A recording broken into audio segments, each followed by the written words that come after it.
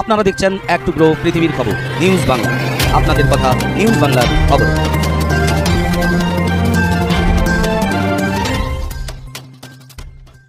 পশ্চিম মেদিনীপুর জেলার খড়গপুর শহরের বিশিষ্ট সমাজসেবক সুশান্ত ত্রিপাঠী প্রয়াত হলেন আজ বিকেল 4:25 এক টুকরো সূত্রে জানা গেছে, গতকাল গোলবাজার থেকে সাইকেলে করে ফেরার সময় দ্রুতগতির একটি মোটরসাইকেল তার সাইকেলে আঘাত করে এবং সজোরে ধাক্কা মারে ছিটকে পড়ে যায় রাস্তায় এবং মাথায় আঘাত লাগে। সেই মুহূর্তে স্থানীয় এলাকার লোকেরা এবং বহু মানুষ মহকুমা হসপিটাল খড়গপুরে ভর্তি করেন এবং অতঃপর চিকিৎসার উন্নতি নেই বলে দেখে সঙ্গে সঙ্গে মেদিনীপুরে রেফার করেন মেদিনীপুর জেলা হাসপাতালে।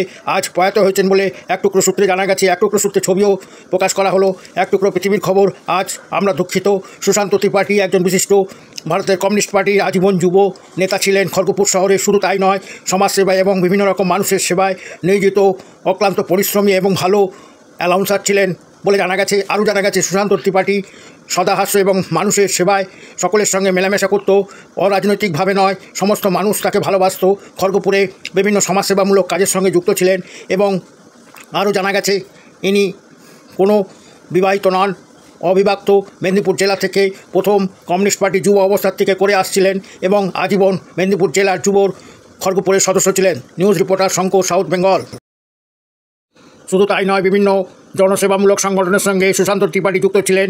খড়গপুর শীতলা সিনেমা হলে শীতলা মন্দির এবং দুর্গাপূজা উৎসব কমিটির সঙ্গেও যুক্ত ছিলেন এবং বিভিন্ন রকম সমাজসেবার অবদান, বিভিন্ন রকম কোভিড-19-এর সময় বহু মানুষের পাশে দাঁড়িয়ে সেবা করেছিলেন বলে জানা গেছে।